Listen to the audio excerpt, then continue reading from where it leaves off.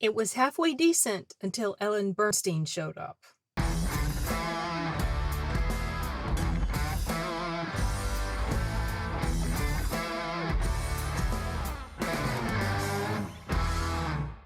So you guys, I just got home from watching The Exorcist Believer, and I just don't have the energy to do a full-on review, so I decided I would do an out-of-the-theater sort of reaction. I've had my whole drive home to mull this movie over, and I have a lot of thoughts, so I'm going to try to remember to say everything that I wrote down, or at least touch on most of them. Like I said in my opening, the film was not awful until she showed up, and they're trying to tie it all into her character and talk of Reagan and stuff like that. And it was like, once her character made the appearance, which was well over an hour into the movie, and then she starts getting involved into some of the exorcism stuff, and then David Gordon Green tries to go in this different direction with the exorcism, and there's an interesting little twisty thing that happens at the end. And I was thinking, you know, this film was good up until that point when the character comes back, and I feel like if they had made this anything other than an Exorcist movie, if they had created some sort of other supernatural story to explain what happened to the girls in the woods and what was going on, it would have been so much better. Because I was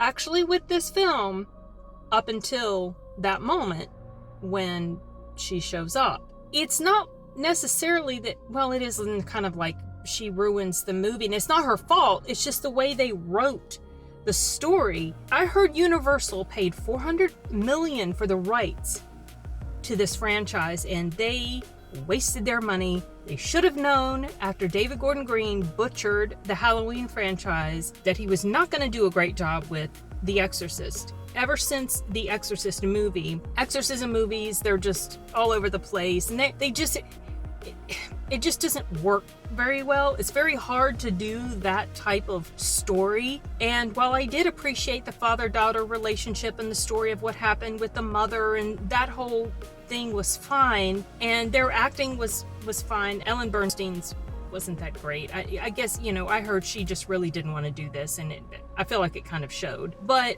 even when they tried to throw in this little, heartwarming thing at the end, that didn't work because I already knew it was going to happen. And stuff that they did when they were getting ready to do the exorcism on the girls, I knew that would not fly. Touch spoilery here. They were in a hospital or mental institution or something, and they're in a really bad way.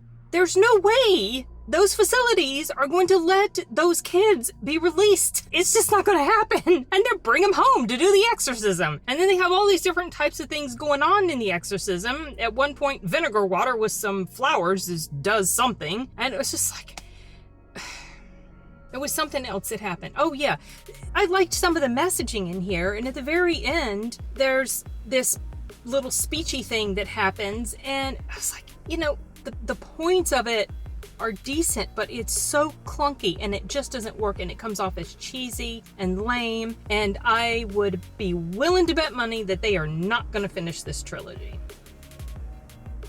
because I don't think it's going to do very well, and there's a reason for that, and it's because they put David Gordon Green in charge of this thing. Big mistake. Huge I'm not even mad at this movie, because I did go into it with very low expectation, and I was more than halfway into it, and I was thinking, actually, this isn't so bad. And then it went bad. So I'm not angry at the movie. I'm still angry at him for what he did to Halloween.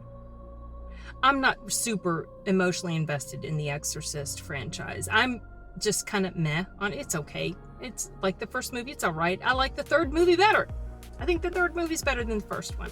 So it's not like I have a lot of emotional investment. I know I get a little riled up, but it's because bad writing irritates me. And there was some pretty bad writing in here after Ellen's character shows up.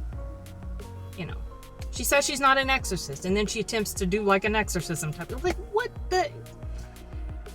It was like they tried to make good use of her, but in trying to make good use of her, they looked idiotic. It didn't work well. Even though, like I said, there was an interesting little twisty thing during the exorcism. It's like, okay, that's, you know, I get that they were trying to do something a little bit different. They weren't trying to totally repeat the first movie, and that's fine. But the way they tried to do it, it just didn't work. You know when it works, and you know when it doesn't, and it didn't work. So, yeah.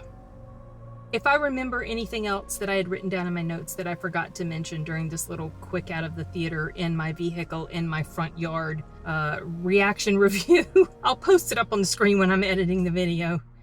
Anyway, sorry for the shakiness. I have a different phone, and when I put it in the place I normally put it in, the lighting was really, really, really bad, despite the fact that I've got the lights on in my vehicle, so it looked best to hold it closer. Consequently, I have to hold it a certain way, or my finger gets in the way of the camera, so my movement is shaking the camera. Sorry about that. Anyway, I just didn't feel like taking the time and energy to do a full-on review, but I did want to share some of my thoughts. If you guys get around to watching this, let me know what you think.